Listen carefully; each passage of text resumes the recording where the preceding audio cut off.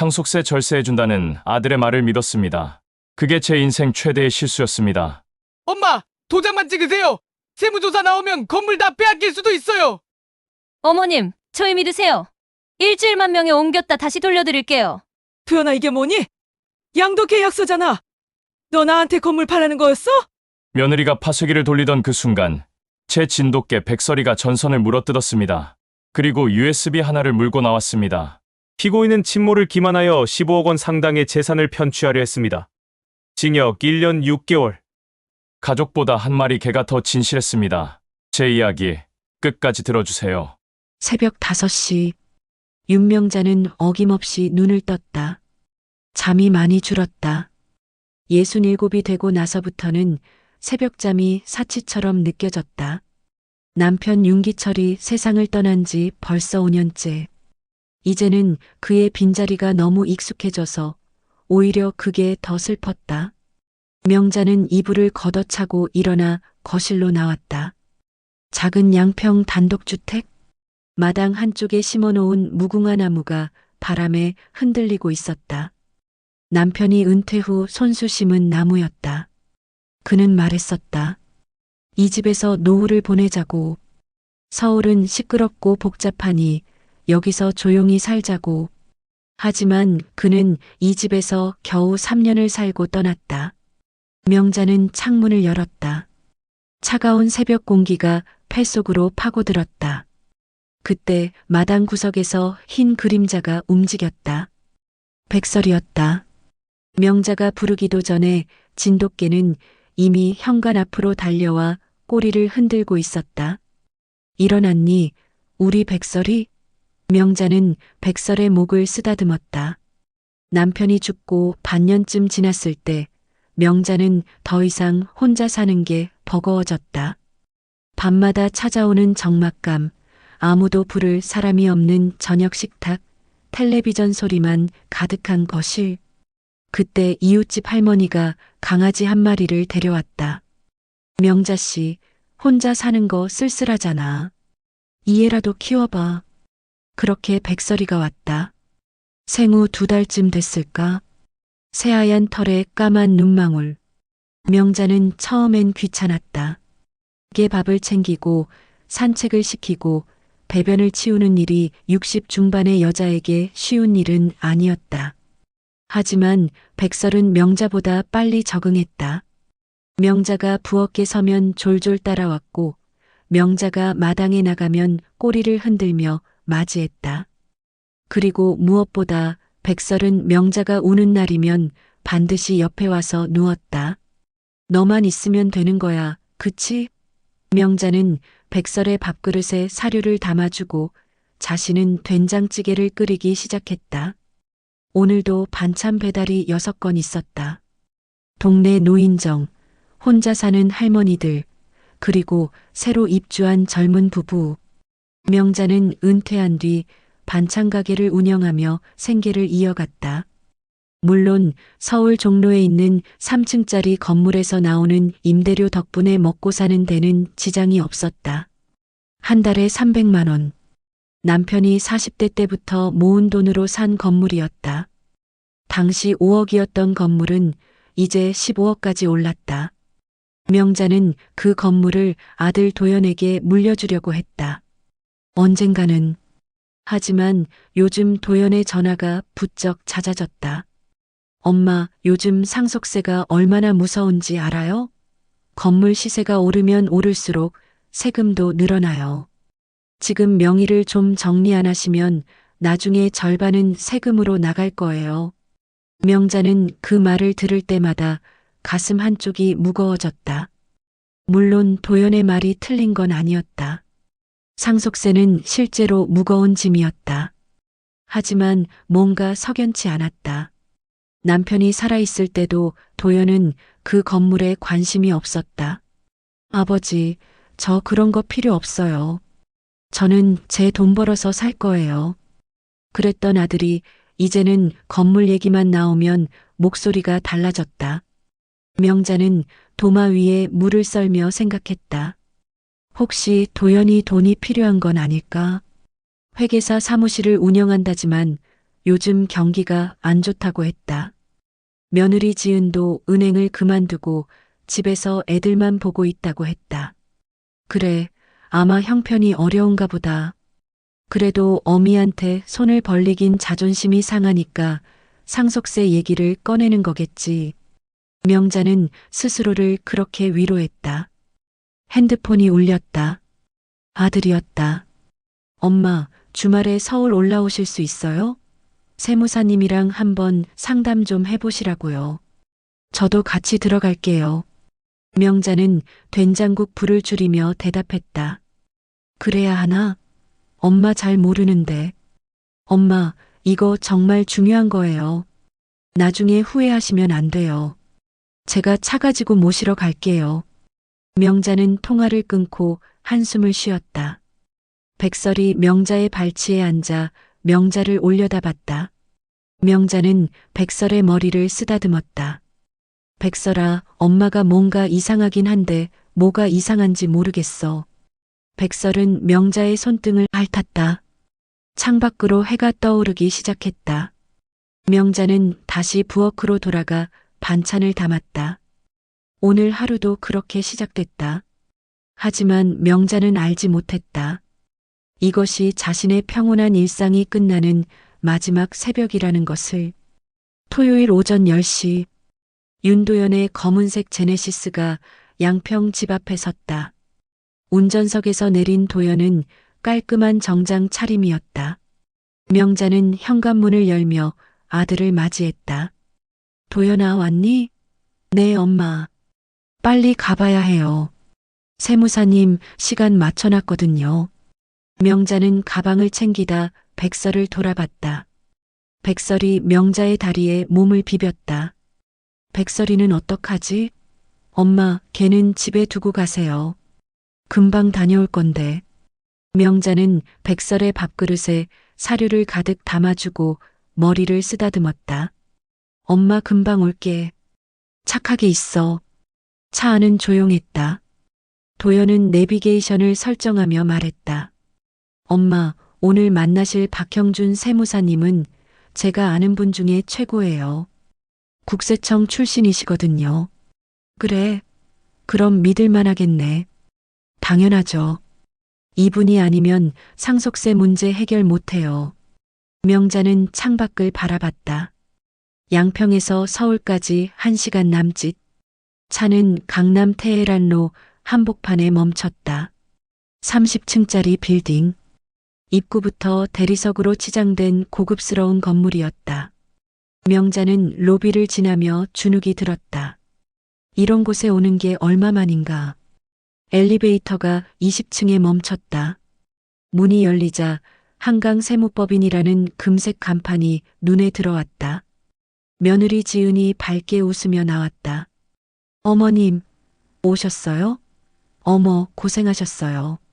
지은은 명자의 팔을 잡아 끌듯 안으로 안내했다. 상담실은 넓었다. 통유리창 너머로 강남 빌딩 숲이 한눈에 보였다. 탁자 위엔 이미 서류 뭉치가 놓여 있었다. 그때 60대쯤 되어 보이는 남자가 들어왔다. 회색 양복에 금태 안경. 박형준 세무사였다. 어르신, 처음 뵙겠습니다. 박형준입니다. 명자는 어색하게 악수를 받았다. 박형준은 자리에 앉자마자 태블릿을 꺼내 화면을 명자 쪽으로 돌렸다. 어르신, 간단하게 설명드릴게요. 지금 어르신이 갖고 계신 종로 건물, 공시지가 기준으로 12억이죠? 네, 그런 것 같아요. 하지만 실거래가는 15억입니다. 문제는 상속세예요. 어르신이 돌아가시면 아드님이 상속세로 5억 이상을 내야 해요. 명자는 숨이 턱 막혔다. 5억? 그렇게 많이요? 네. 그것도 현금으로요. 건물을 팔지 않으면 낼 수가 없어요. 그럼 결국 건물 팔아서 세금 내고 남은 돈 받는 거죠. 그럼 10억도 안 남아요. 명자는 입술을 깨물었다. 남편이 평생 모아서 산 건물이 반토막 난다니.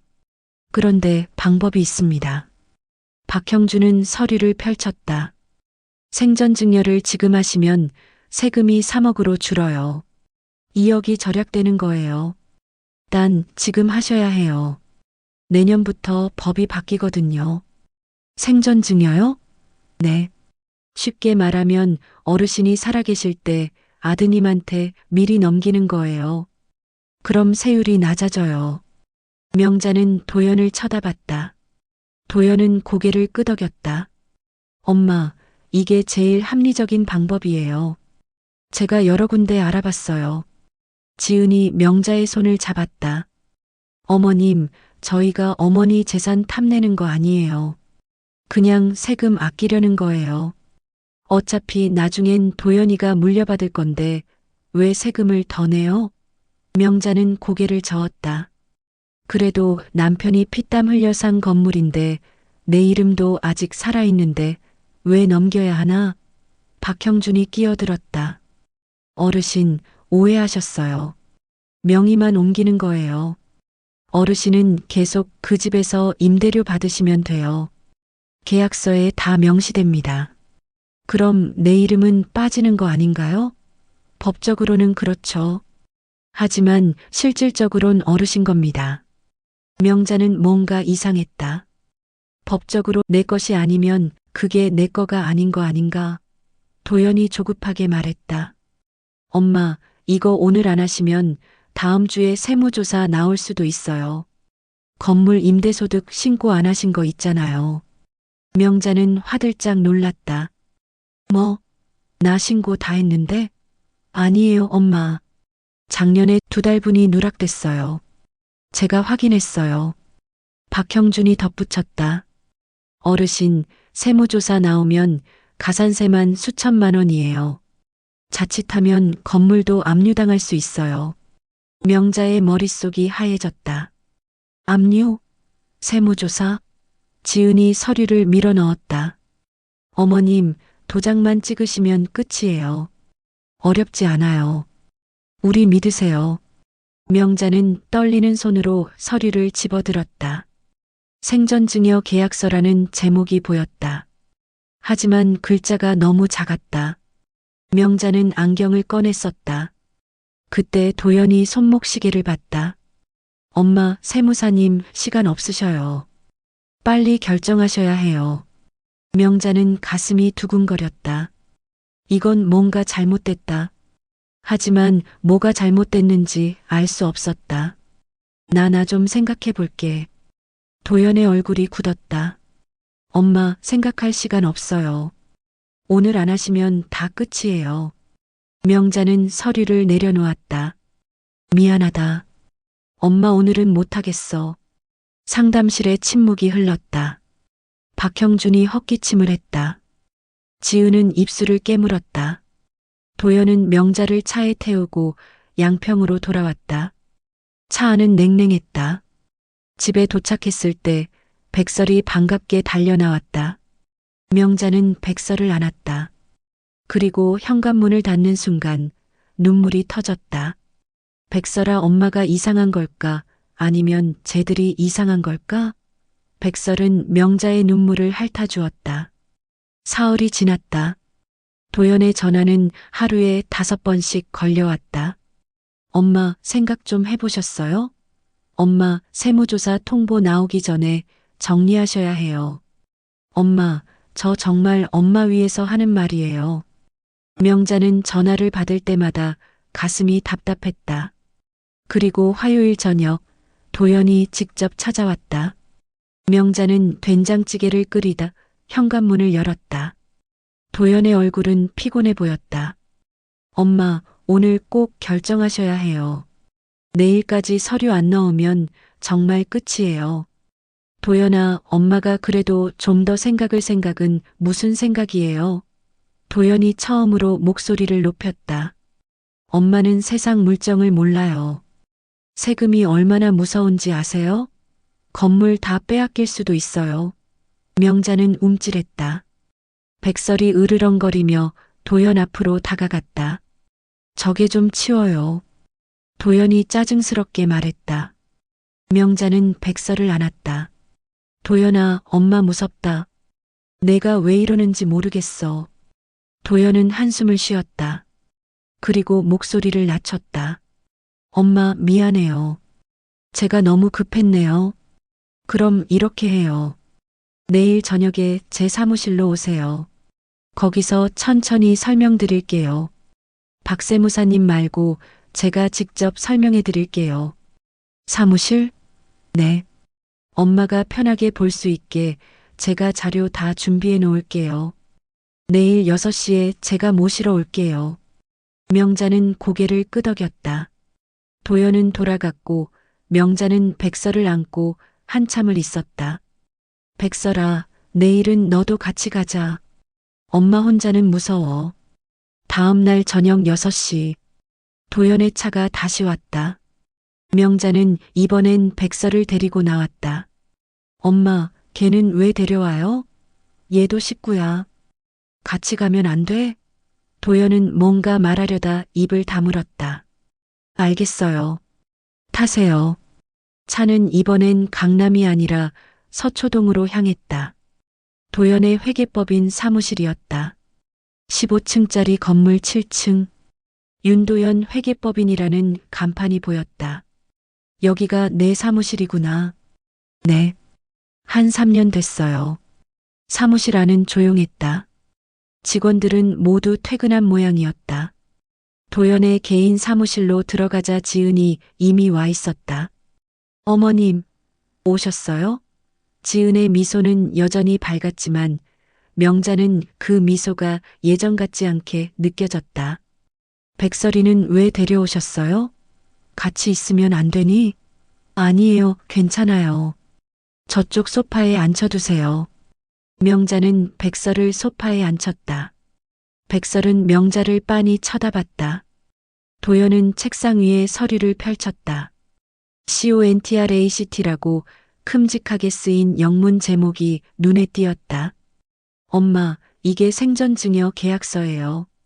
여기 보시면 증여라고 되어 있죠? 아주 간단해요. 명자는 서류를 넘기기 시작했다. 그런데 이상했다. 글씨가 너무 작았다. 그리고 한자 용어가 너무 많았다. 명자는 안경을 고쳤으며 천천히 읽었다. 그때 도연의 컴퓨터 모니터가 눈에 들어왔다. 화면 보호기가 꺼지면서 파일 목록이 떠올랐다. 건물 양도계약서 최종본. PDF 명자의 심장이 쿵 내려앉았다. 양도계약서? 생전증여가 아니라 도연아. 명자가 모니터를 가리켰다. 저게 뭐니? 도연의 얼굴이 굳었다. 지은이 황급히 다가와 마우스를 움직였다. 하지만 늦었다. 명자는 이미 화면을 봤다. 매도인 윤명자, 매수인 윤도연, 대금 15억 원 소유권 즉시. 이전 이게 대체 뭐니? 증여가 아니라 매매잖아. 명자가 벌떡 일어났다. 엄마, 그건 그냥 참고용 파일이에요. 실제 계약은 이게 맞아요. 도연이 당황하며 해명했다. 거짓말. 최종본이라고 적혀 있잖아. 너 나한테 건물 팔라는 거였어? 엄마, 오해예요. 그 순간 지은이 재빨리 프린터 옆으로 갔다. 그리고 파쇄기 버튼을 눌렀다. 딸깍 위잉. 책상 위에 있던 또 다른 서류 뭉치가 파쇄기 속으로 빨려 들어가기 시작했다. 명자가 소리쳤다. 뭘 찢는 거야? 그게 뭔데? 불꽃이 튀었다. 파쇄기가 과부하로 스파크를 일으켰다. 종이 냄새와 함께 연기가 피어올랐다. 바로 그때 백설이 포효하며 뛰어올랐다. 컹! 백설은 파쇄기 전원 코드를 입에 물었다. 그리고 있는 힘껏 잡아당겼다. 쾅 찌지직.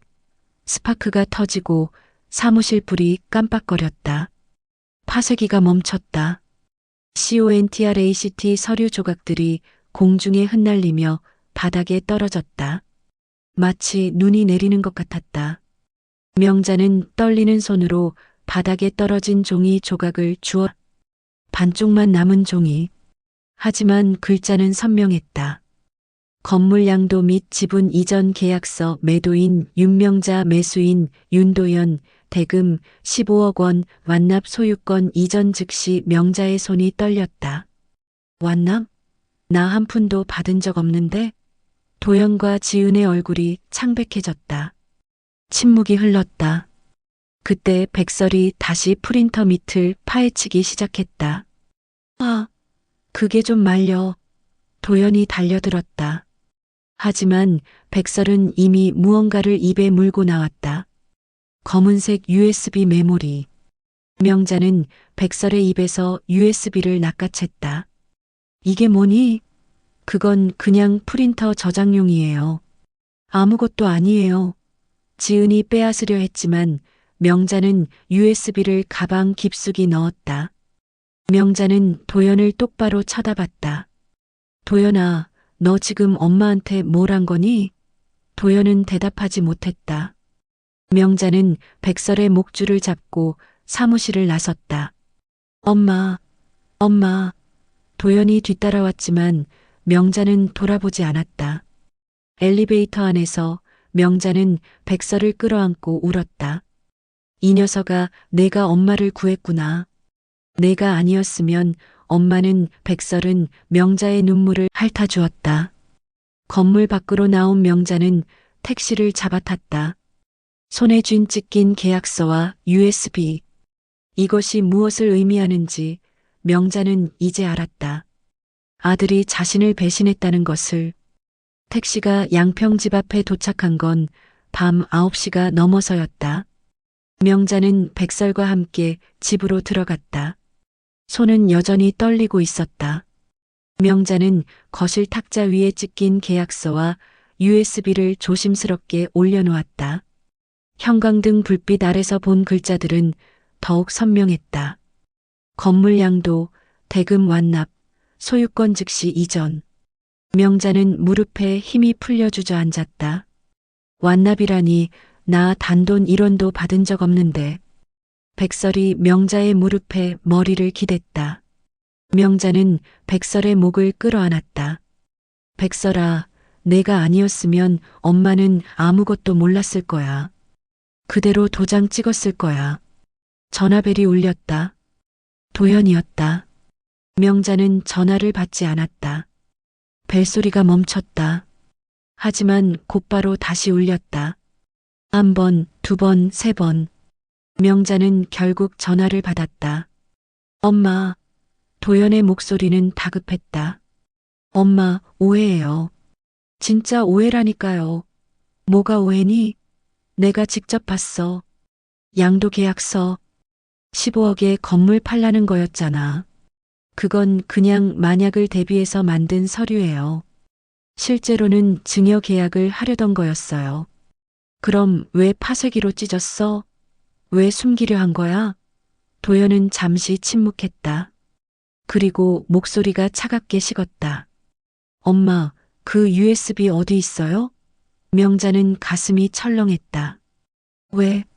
그거 제 사무실 거예요. 돌려주셔야 해요. 이게 그렇게 중요해? 엄마, 농담 아니에요. 그거 제 중요한 업무 파일이에요. 내일 당장 가져다 주세요. 명자는 USB를 꽉 쥐었다. 싫어. 이건 엄마가 가지고 있을 거야. 엄마. 도연이 소리쳤다. 그러시면 법적으로 문제될 수도 있어요. 절도죄로 고소할 수도 있어요. 명자는 숨이 막혔다. 내 아들이 나를 고소한다고? 도연아, 넌 정말 그럴 수 있니? 엄마한테? 엄마가 먼저 제 물건을 가져가셨잖아요. 명자는 전화를 끊어버렸다. 그리고 한참을 울었다. 백설은 계속 명자의 곁을 지켰다. 1시간쯤 지났을까? 집 밖에서 차 소리가 들렸다. 명자는 창문으로 내다봤다. 도연의 차였다. 도연과 지은이 내렸다. 현관문을 두드렸다. 엄마, 문 열어요. 명자는 문을 열지 않았다. 엄마, 제발 USB만 돌려주세요. 지은의 목소리도 들렸다. 어머님, 우리 얘기 좀 해요. 오해 푸세요. 명자는 현관문에 등을 기댔다. 백설이 문 앞에서 으르렁거렸다. 엄마, 이러시면 안 돼요. 제가 들어갈게요. 제 집 열쇠 있어요. 명자는 화들짝 놀라 체인을 걸었다. 열쇠 돌아가는 소리가 들렸다. 하지만 체인이 걸려 문이 열리지 않았다. 엄마, 도대체 왜 이러세요? 도연이 문을 밀었다. 백설이 크게 짖었다. 왈알. 그 소리에 놀랐는지 도연은 뒤로 물러섰다. 명자는 떨리는 목소리로 말했다. 도연아, 엄마 무서워. 오늘은 그냥 가. 내일 얘기하자. USB 먼저 내놔요. 안 돼. 이건 엄마가 지켜야 할 거야. 밖에서 도연과 지은의 속삭이는 소리가 들렸다. 그리고 발걸음 소리가 멀어졌다. 차 시동 소리. 차가 떠났다. 명자는 그제야 주저앉았다. 온몸에 힘이 풀렸다. 백설이 명자의 얼굴을 핥았다. 명자는 휴대폰을 꺼내 전화번호부를 뒤적였다. 정혜성. 옛날 제자였다. 30년 전 명자가 중학교 국어교사로 있을 때 가르쳤던 아이. 지금은 변호사가 됐다는 소문을 들었다. 몇 년 전 스승의 날에 문자를 보내왔었다. 선생님 건강하세요. 언제 한번 뵙고 싶습니다. 제자 혜성 올림. 명자는 그때 번호를 저장해뒀었다. 시계를 봤다. 밤 11시. 너무 늦었다. 하지만 명자는 전화를 걸었다. 신호음이 3번 울렸다. 여보세요? 낮은 남자 목소리가 들렸다. 혜성아, 나 윤명자 선생님이야. 기억하니?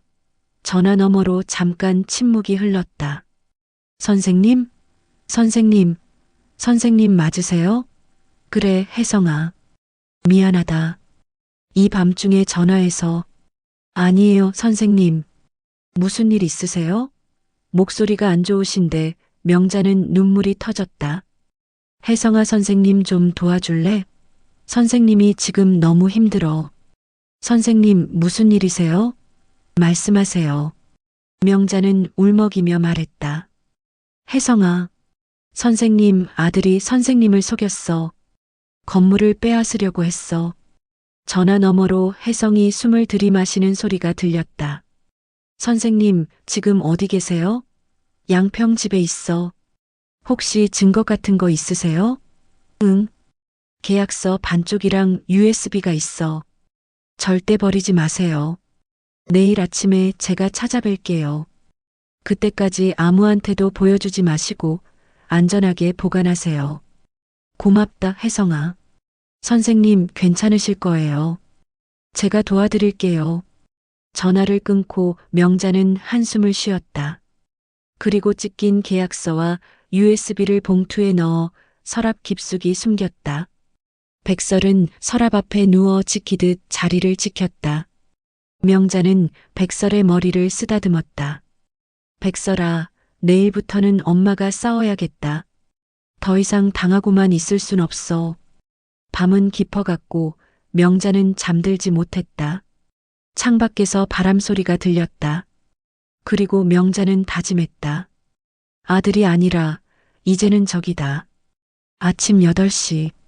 명자는 밤새 한숨도 자지 못했다. 창밖으로 해가 떠올랐지만 세상은 여전히 어두웠다. 백설은 서랍 앞을 밤새 지켰다. 명자는 된장국을 끓이다 말고 창밖을 바라봤다. 검은색 세단 한 대가 마당으로 들어왔다. 정혜성이었다. 명자는 현관문을 열었다. 40대 중반의 남자가 정장 차림으로 내렸다. 키가 크고 인상이 온화했다. 선생님. 혜성은 명자를 보자 깊게 고개 숙였다. 혜성아, 왔구나. 이렇게 일찍 와줘서 고맙다. 괜찮으세요, 선생님? 어젯밤에 많이 놀라셨을 텐데. 명자는 눈물이 핑 돌았다. 들어와. 차라도 한잔하자. 거실로 들어온 혜성은 백설을 보고 미소 지었다. 이 친구가 선생님을 구한 거예요? 그래. 이 녀석이 아니었으면 아무것도 몰랐을 거야. 명자는 서랍에서 봉투를 꺼냈다. 찢긴 계약서 반쪽과 검은 USB. 혜성은 테이블에 노트북을 펼쳤다. 선생님, USB 먼저 볼게요. 혹시 비밀번호 같은 거 있을 수 있는데 USB를 꽂자 바로 파일 목록이 떴다. 비밀번호는 없었다. 혜성의 얼굴이 굳어졌다. 화면에는 여러 개의 폴더가 보였다. 어머니 건물 관련 계약서 최종, 인감 스캔본. 혜성은 첫 번째 폴더를 열었다. 그 안에는 PDF 파일들이 즐비했다. 건물 양도 계약서 1차, PDF 건물 양도 계약서 2차 수정, PDF 건물 양도 계약서 최종본. PDF 혜성이 최종본을 클릭했다. 화면에 계약서가 떴다. 명자는 숨이 막혔다. 계약서 하단에는 자신의 서명과 인감이 찍혀 있었다. 이게 내 도장이야? 선생님, 이건 스캔본이에요. 실제로 찍은 게 아니라 컴퓨터로 합성한 거예요. 혜성은 다음 폴더를 열었다. 인감 스캔본 폴더. 그 안에는 명자의 인감 이미지 파일이 있었다. 고해상도 JPG 파일. 배경이 투명하게 처리되어 있었다. 이건 어디서 나온 거죠? 혜성이 물었다. 명자는 기억을 더듬었다. 작년에 은행에서 인감증명서 떼준 적 있어. 아들이 어머니 명의로 예금 좀 정리해야 한다고 해서 그때 스캔했을 거예요. 그리고 이렇게 파일로 저장해 둔 거죠. 혜성은 다음 파일을 열었다. 포토샵 파일이었다. 파일명은 위임장 서명날인 합성본. PSD. 혜성이 레이어를 하나씩 펼쳤다. 첫 번째 레이어는 빈 위임장 서식. 두 번째 레이어는 명자의 서명 스캔본. 세 번째 레이어는 인감 이미지. 모두 따로따로 합성된 것이었다. 선생님, 이건 명백한 사문서 위조예요. 선생님이 직접 서명하고 도장 찍은 게 아니라 컴퓨터로 만든 가짜 서류예요. 명자는 손으로 입을 막았다. 내 아들이 이런 짓을? 혜성은 다음 폴더를 열었다. 세무사 박형준 메일 폴더. 이메일 백업 파일들이 있었다. 혜성이 최근 메일을 열었다. 박 선생님, 어머니 설득 잘 안 됩니다.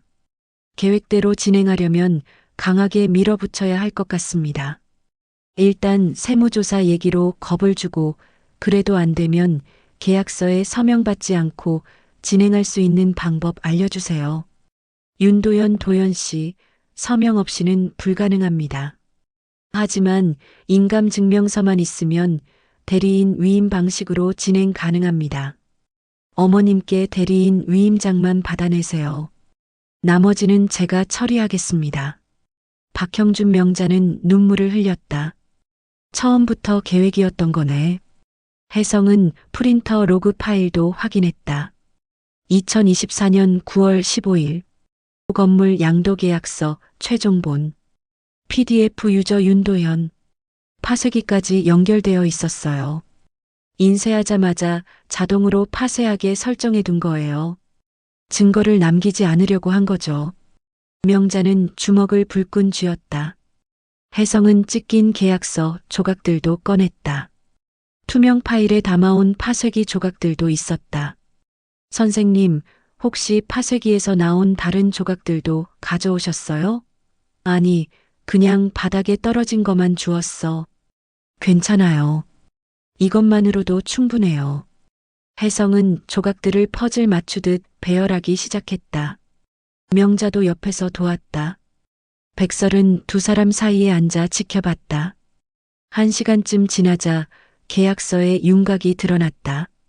부동산 매매계약서 소재지 서울특별시 종로구 매도인 윤명자 주민등록번호, 매수인 윤도현 주민등록번호, 매매대금 금 15억 원 정.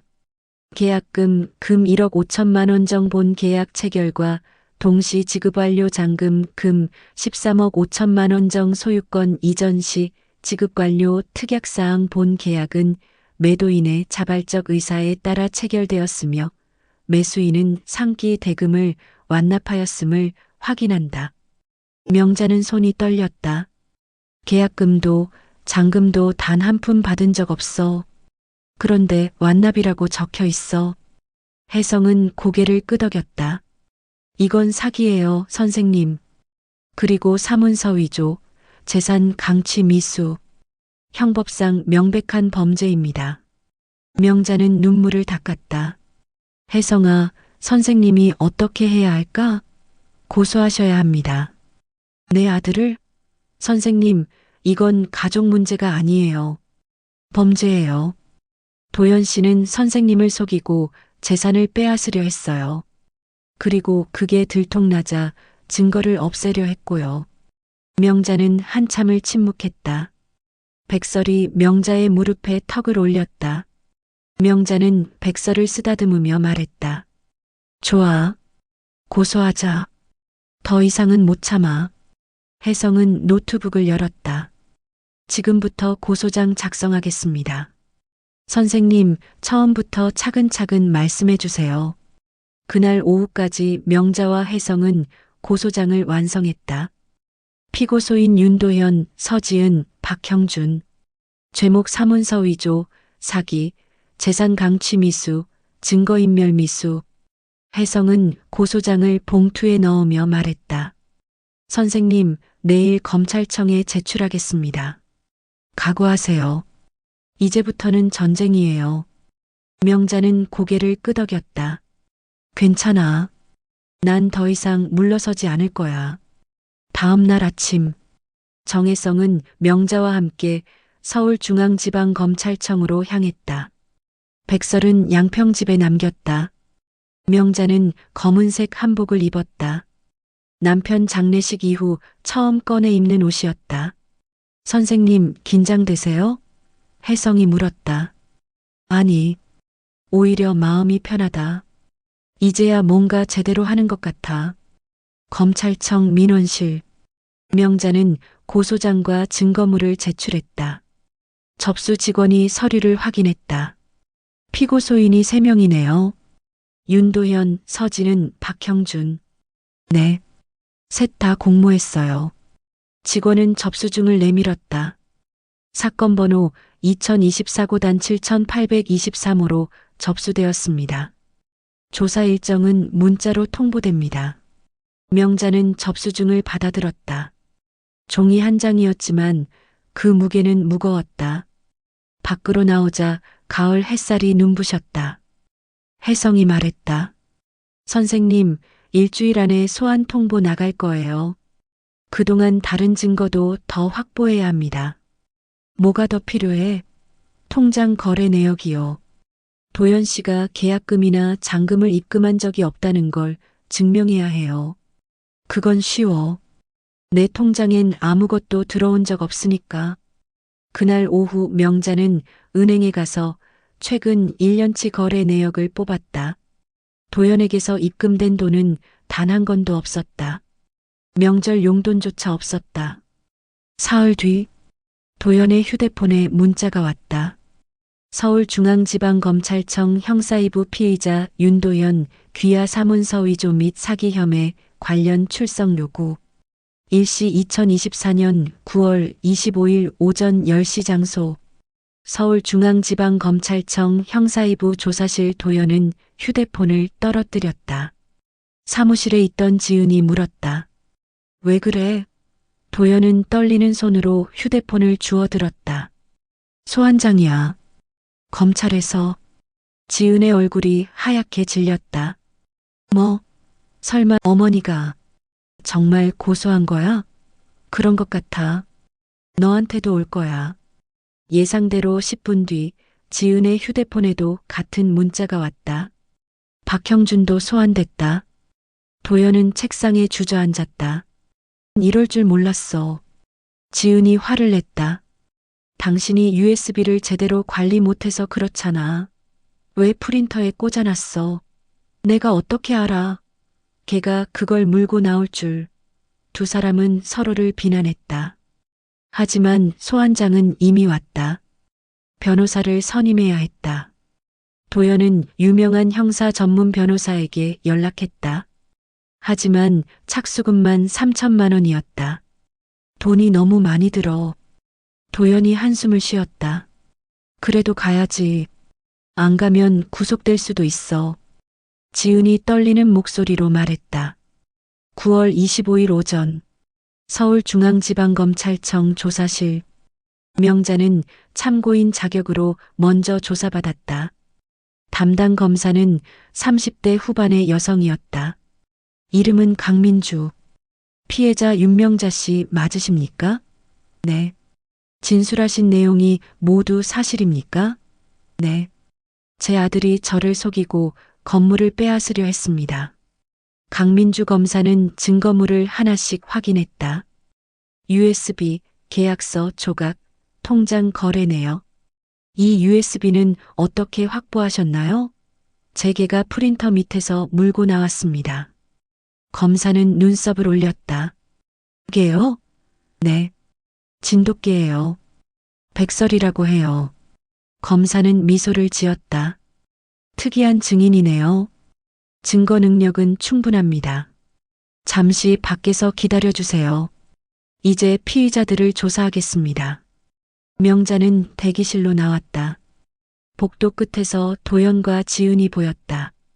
둘 다 정장을 입고 변호사와 함께였다. 도연은 명자를 보자 고개를 숙였다. 지은은 명자를 노려봤다. 명자는 눈을 피하지 않았다. 조사실 안. 도연이 들어갔다. 피의자 윤도연입니까? 네. 어머니인 윤명자 씨의 건물을 무단으로 양도하려 한 사실이 있습니까? 아닙니다. 저는 단지 상속세 절세를 위해 생전 증여를 제안했을 뿐입니다. 검사는 모니터를 돌렸다. USB 파일 목록이 떠 있었다. 그럼 이 파일들은 뭡니까? 건물 양도계약서 최종본. 증여가 아니라 양도 아닙니까? 도연은 말을 더듬었다. 그건 만약을 대비한 참고용 서류였습니다. 참고용이 왜 최종본입니까? 그리고 왜 프린터 로그에는 파쇄기 작동 기록이 있습니까? 도연은 대답하지 못했다. 변호사가 끼어들었다. 검사님, 피의자는 묵비권을 행사하겠습니다. 검사는 다음 파일을 열었다. 인감 스캔본 폴더. 이건 어떻게 설명하시겠습니까? 어머니의 인감을 스캔해서 포토샵으로 합성한 파일입니다. 명백한 사문서 위조 아닙니까? 변호사가 다시 끼어들었다. 그건 업무상 필요에 의해 보관한 것일 뿐입니다. 업무상 필요요? 어머니 명의를 도용할 업무가 있습니까? 침묵이 흘렀다. 검사는 통장 거래 내역을 꺼냈다. 피의자는 계약서에 대금 완납이라고 적었습니다. 하지만 피해자 통장에는 단 한 푼도 입금된 적이 없습니다. 이걸 어떻게 설명하시겠습니까? 도연은 입을 열었다 닫았다. 다음은 지은의 차례였다. 피의자 서지은입니까? 네. 당신은 파쇄기를 작동시켰습니까? 그건 실수였어요. 버튼을 잘못 눌렀어요. 실수요? 그럼 왜 증거 서류가 파쇄기에 들어가 있었습니까? 지은은 입술을 깨물었다. 그리고 갑자기 목소리를 높였다. 검사님, 저희가 뭘 잘못했어요? 시어머니가 저희를 믿지 못해서 이렇게 된 거잖아요. 가족인데 왜 이렇게까지 하세요? 검사는 차갑게 대답했다. 가족이라고 범죄가 용서됩니까? 지은은 울음을 터뜨렸다. 저희는 정말 시어머니를 위해서 한 건데 조사는 3시간 동안 이어졌다. 도현, 지은, 박형준 모두 혐의를 부인했다. 하지만 증거는 명백했다. 조사가 끝나고 복도에서 명자와 도연이 마주쳤다. 도연이 다가왔다. 엄마. 명자는 차갑게 말했다. 나한테 엄마라고 부르지 마. 넌 이미 내 아들이 아니야. 엄마, 제발 이해해줘요. 저도 먹고 살기 힘들어서 먹고 살기 힘들면 일을 해. 어미 것을 훔치는 게 아니라. 명자는 돌아섰다. 도연은 그 자리에 멍하니 서 있었다. 석 달이 흘렀다. 검찰은 도현, 지은, 박형준을 기소했다. 사문서 위조, 사기, 재산 강취 미수. 그리고 드디어 첫 공판 날이 왔다. 2024년 12월 15일 서울중앙지방법원 제312호 법정. 명자는 검은색 한복을 다시 꺼내 입었다. 정혜성이 함께였다. 그리고 특별한 동행자가 한 명 더 있었다. 백설이었다. 혜성이 법원에 정서지원견 신청을 해서 허가를 받았다. 백설은 파란색 조끼를 입고 명자 옆에 앉았다. 법정 문이 열렸다. 명자는 방청석 앞자리에 앉았다. 백설은 명자 발치에 조용히 누웠다. 피고인석으로 도현, 지은, 박형준이 들어왔다. 셋 다 정장을 입었지만 얼굴은 초췌했다. 도현은 명자를 힐끗 봤다가 고개를 돌렸다. 지은은 눈물을 닦았다. 모두 일어서 주십시오. 재판장이 입장했다. 50대 중반의 남자 판사. 이름표에는 이정훈이라고 적혀 있었다. 제312호 사건, 피고인 윤도현, 서지은, 박형준에 대한 사문서 위조 및 사기 사건 첫 공판을 시작하겠습니다. 착석하세요. 검사가 일어났다. 강민주 검사였다. 검사, 공소 사실을 진술하십시오. 네, 재판장님.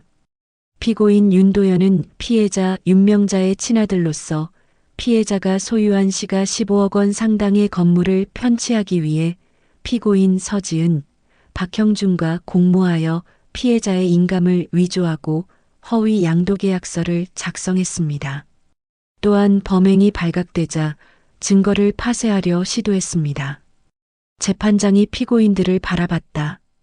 피고인들, 공소사실을 인정합니까? 피고 측 변호사가 일어났다. 60대의 베테랑 변호사였다. 재판장님, 피고인들은 공소사실을 부인합니다. 이는 단순한 가족 간 오해에서 비롯된 일입니다. 피고인 윤도현은 어머니의 상속세를 절감하기 위해 선의로 조언했을 뿐이며 건물을 강취할 의도는 전혀 없었습니다. 명자는 주먹을 불끈 쥐었다. 오해라니. 검사가 반박했다. 재판장님, 증거를 제시하겠습니다. 검사는 모니터를 켰다. 대형 화면에 USB 파일 목록이 떴다. 방청객들이 웅성거렸다.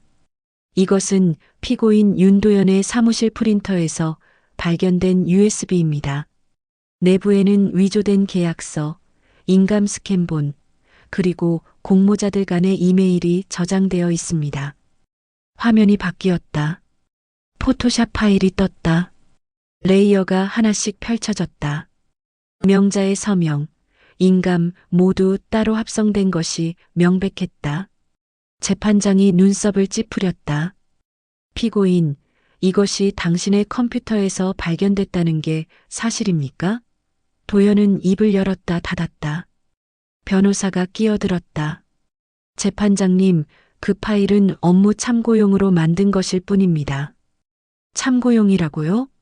재판장의 목소리가 차갑게 식었다.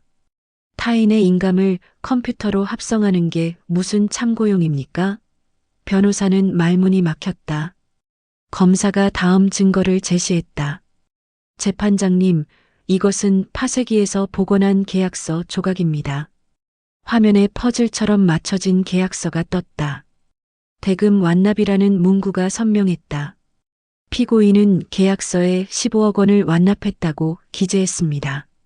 하지만 피해자의 통장 거래 내역을 보시면 단 한 푼도 입금된 적이 없습니다. 검사는 통장 사본을 제출했다. 재판장이 서류를 넘겼다. 피고인 윤도현, 대금을 지급했습니까? 도현은 고개를 숙였다. 아직 지급 전이었습니다. 그럼 왜 계약서에는 완납이라고 적었습니까? 침묵이 흘렀다. 변호사가 답했다. 재판장님, 피고인은 나중에 지급할 예정이었습니다. 나중에요? 재판장이 코웃음을 쳤다. 그럼 이건 사기 아닙니까? 방청석이 술렁였다. 검사가 이어서 말했다. 재판장님, 더 결정적인 증거가 있습니다. 프린터 로그입니다. 화면에 로그 기록이 떴다. 2024년 9월 15일 건물 양도 계약서 최종본 PDF 유저 윤도현 피고인은 계약서를 출력하자마자 파쇄기를 작동시켰습니다. 증거를 없애려 한 겁니다. 그리고 피고인 서지은은 피해자가 내용을 확인하려 하자 파쇄 버튼을 눌렀습니다. 지은이 울먹였다. 저는 실수로 실수가 아닙니다. 검사가 목소리를 높였다. 이것은 치밀하게 계획된 범죄입니다. 재판장이 피고인들을 돌아봤다. 피고인들 할 말 있습니까? 도연이 일어섰다. 떨리는 목소리였다. 재판장님, 저는 정말 어머니를 위해서 한 겁니다. 상속세가 너무 많아서 어머니가 나중에 힘들어질까봐 그래서 어머니 몰래 건물을 빼앗으려 했습니까? 재판장의 날카로운 질문이 법정에 울렸다. 도연은 대답하지 못했다. 그때였다. 방청석에서 백설이 일어났다. 그리고 한 번 크게 짖었다. 왈. 법정이 조용해졌다. 모두가 백설을 쳐다봤다. 백설은 도연을 똑바로 응시했다. 그리고 다시 짖었다. 왈. 왈. 마치 말하는 것 같았다. 거짓말하지 마. 재판장이 미소를 지었다. 저게가 증거를 찾아낸 거라고요? 검사가 답했다. 네, 재판장님. 피해자의 반려견 백설입니다. 파쇄기를 멈추게 하고 USB를 발견한 것도 이계입니다. 재판장이 백설을 바라봤다. 참 충직한 개로군요. 사람보다 낫습니다. 방청석에서 웃음이 터졌다. 도연은 고개를 푹 숙였다. 재판장이 말했다. 피고인들 최후 진술하십시오. 도연이 일어나 명자를 향해 고개를 숙였다. 엄마 죄송합니다. 제가 잘못했습니다. 명자는 눈물을 닦았다. 하지만 고개를 돌렸다. 지은도 울며 말했다. 어머님 용서해 주세요. 저희도 먹고 살기 힘들어서. 명자는 대답하지 않았다. 재판장이 선고했다. 판결은 2주 뒤에 선고하겠습니다. 오늘 공판은 여기서 마치겠습니다. 법정이 끝났다. 명자는 백설을 안고 밖으로 나왔다. 복도에서 혜성이 말했다. 선생님 이겼어요. 명자는 고개를 끄덕였다. 백설이 덕분이야. 백설은 명자의 손을 핥았다. 2주가 지났다. 2024년 12월 29일 선고일이었다. 명자는 다시 법정에 섰다. 백설도 함께였다. 이번에는 방청석이 가득 찼다. 언론도 왔다. 진돗개가 구한 할머니라는 제목의 기사가 이미 여러 매체에 실렸기 때문이다. 재판장이 입장했다. 피고인들 일어서십시오. 도현, 지은, 박형준이 일어섰다. 셋 다 수척해 보였다. 재판장이 판결문을 펼쳤다. 피고인 윤도현. 피고인은 친모인 피해자를 기만하여 시가 15억 원 상당의 부동산을 편취하려 했고 이를 위해 인감을 위조하고 허위 계약서를 작성했습니다. 이는 가족이라는 신뢰를 악용한 중대한 범죄입니다. 피고인을 징역 1년 6개월에 처하고 집행유예 3년을 선고합니다. 또한 사회봉사 200시간, 회계사 자격 정지 2년을 병과합니다. 도연은 고개를 숙였다. 피고인 서지은. 피고인은 공모하여 증거인멸을 시도했습니다. 피고인을 징역 1년에 처하고 집행유예 2년을 선고합니다. 사회봉사 150시간을 병과합니다. 지은이 흐느꼈다. 피고인 박형준. 피고인은 세무사로서의 지위를 이용하여 범행을 조언하고 방조했습니다. 이는 전문직 윤리를 저버린 행위입니다. 피고인을 징역 1년 6개월에 처하고 집행유예 3년을 선고합니다. 또한 세무사 자격을 영구 박탈합니다. 박형준은 무릎이 꺾였다. 재판장이 마지막으로 말했다. 본 재판부는 가족 간의 신뢰가 얼마나 중요한지, 그리고 그것이 깨졌을 때 얼마나 큰 상처를 남기는지 깊이 통감합니다. 피고인들은 깊이 반성하고 피해자에게 진심으로 사죄하기 바랍니다. 이상 선고를 마칩니다. 망치 소리가 울렸다. 법정이 끝났다. 명자는 자리에서 일어났다. 백설이 명자의 다리에 몸을 비볐다. 복도로 나오자 도연이 기다리고 있었다. 엄마. 명자는 멈춰섰다. 도연은 무릎을 꿇었다. 엄마, 정말 죄송합니다. 제가 미쳤었어요. 돈에 눈이 멀었어요. 명자는 도연을 내려다봤다. 한때는 자랑스러운 아들이었다. 하지만 이제는 낯선 사람이었다. 도연아, 일어나. 도연이 고개를 들었다. 눈물 범벅이었다. 엄마는 너를 용서할 수 없어. 도연의 얼굴이 굳었다. 하지만 엄마도 이제 놓아줄 거야. 너는 내 인생을 살고 엄마는 엄마 인생을 살 거야. 그게 우리한테 남은 마지막 존중이야. 명자는 돌아섰다. 도연은 그 자리에 주저앉아 울었다. 명자는 뒤돌아보지 않았다. 석 달 뒤, 2025년 3월, 봄이 왔다. 명자는 종로 건물을 공익신탁으로 전환했다. 그리고 1층을 리모델링했다. 간판이 걸렸다. 백설의 집 무료 법률 상담센터. 진실은 사라지지 않는다. 그리고 걔는 거짓말하지 않는다. 개소식 날, 정혜성이 테이프를 끊었다. 선생님, 축하드립니다. 고맙다, 혜성아. 내가 없었으면 엄마는 여기까지 못 왔어. 센터에는 노인들을 위한 법률 상담, 재산 보호 교육, 유언장 작성 지원 프로그램이 마련됐다. 명자는 매일 아침 센터에 나와 어르신들을 맞이했다. 그리고 백설은 센터의 마스코트가 됐다. 어르신들은 백설을 보며 웃었다. 이게가 할머니를 구한 거래요? 네, 맞아요. 이 녀석이 아니었으면 엄마는 다 잃었을 거예요. 기특하네, 기특해. 어느 날 오후, 한 할머니가 찾아왔다. 70대쯤 되어 보였다. 저기 제 며느리가 집 명의를 자기 이름으로 바꾸래요. 상속세 때문에 그래야 한대요. 어떻게 해야 할까요? 명자는 할머니의 손을 잡았다. 할머니, 도장 찍기 전에 먼저 확인하세요. 서류가 뭔지, 무슨 내용인지 제대로 읽어보세요. 그리고 의심이 들면 전문가에게 물어보세요. 여기서 도와드릴게요. 할머니는 눈물을 흘렸다. 고맙습니다. 혼자였으면 또 속을 뻔했어요. 명자는 백설을 쓰다듬으며 말했다. 할머니들, 우리끼리 지켜야 해요. 가족이라고 다 믿으면 안 돼요. 센터는 점점 입소문이 났다. 매일 수십 명의 어르신이 찾아왔다. 명자는 바빴지만 행복했다. 어느 토요일 아침, 명자는 양평집에서 백설과 함께 마당을 걸었다.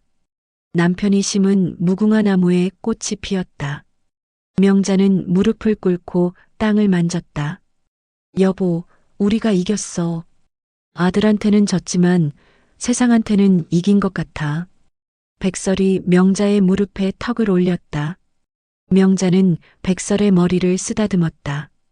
백설아, 내가 아니었으면 엄마는 종이처럼 찢겼을 거야. 고마워. 부엌에서 된장찌개를 끓였다. 김이 모락모락 피어올랐다. 창밖으로 햇살이 들어왔다.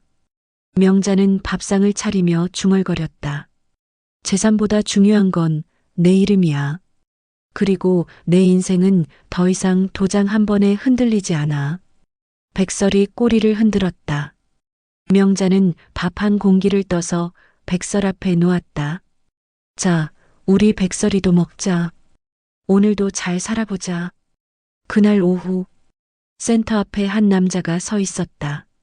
도연이었다. 명자는 창문 너머로 그를 봤다. 도연은 간판을 한참 쳐다봤다.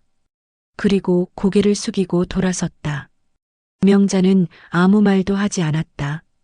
백설이 명자의 손을 핥았다. 백설아, 이제는 우리 둘이서 살면 돼. 그렇지? 백설이 짖었다. 왈, 백설의 집. 카메라가 명자의 나레이션 모습을 잡는다. 가족이라는 이름으로 상처받는 사람들이 있습니다. 하지만 기억하세요. 당신의 이름, 당신의 인생은 누구도 함부로 할 수 없습니다. 그리고 때로는 가족보다 한 마리 개가 더 진실할 수 있다는 것을 여러분 꼭 기억하세요. 도장 찍기 전에 한 번 더 생각하세요. 화면이 서서히 어두워진다. 그리고 자막이 뜬다. 이 이야기는 실제 사건을 바탕으로 재구성되었습니다. 당신의 재산, 당신의 이름을 지키세요.